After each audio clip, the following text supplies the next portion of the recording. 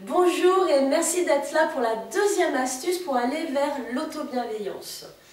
Bienvenue aux nouvelles personnes qui nous rejoignent pour mettre en pratique des actions pour aller vers la bienveillance, mais la bienveillance vis-à-vis de soi-même.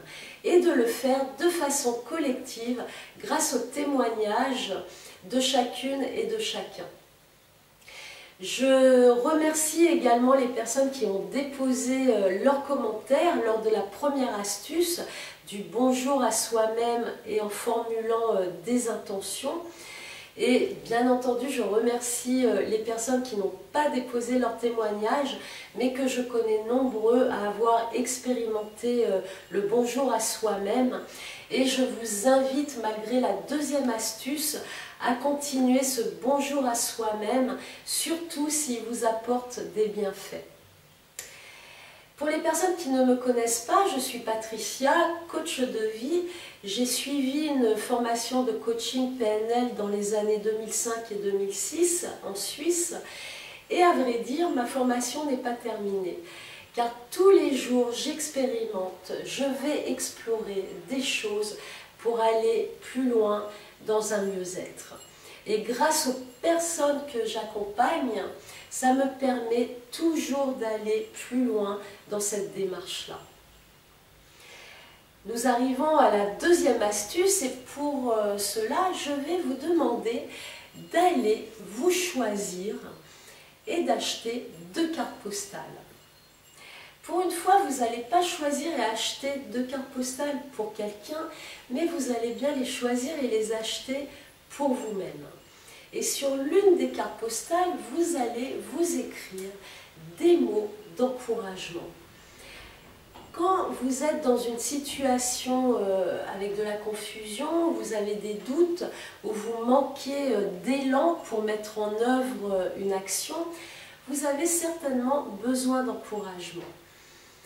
Qu'est-ce que vous avez envie d'entendre dans ces moments-là? Qu'est-ce que vous avez envie qu'on vous dise dans ces moments-là? Écrivez-vous ces mots rien qu'à vous-même.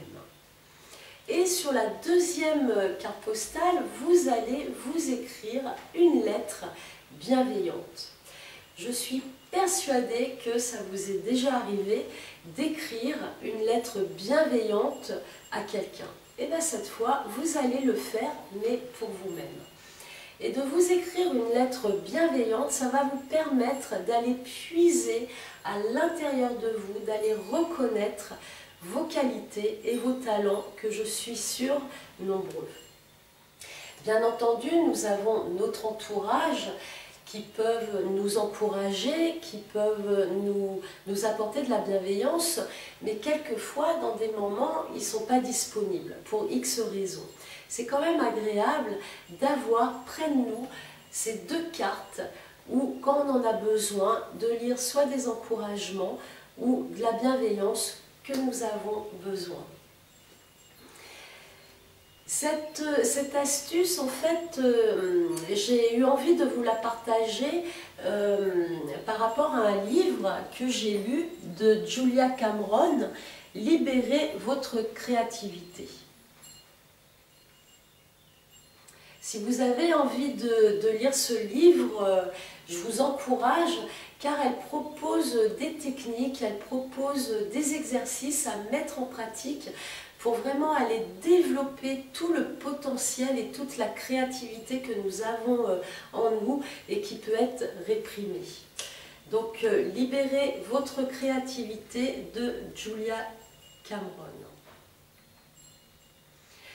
Voilà, je vous invite donc à expérimenter cette astuce et toujours à écrire votre témoignage par rapport à cette expérience, comment vous la vivez, et toujours aussi dans le but pour soutenir, encourager, apporter une réponse à quelqu'un, et puis peut-être même vous, qu'on vous apporte une réponse ou un soutien dans cette expérience pour aller vers la bienveillance, toujours vis-à-vis de nous-mêmes.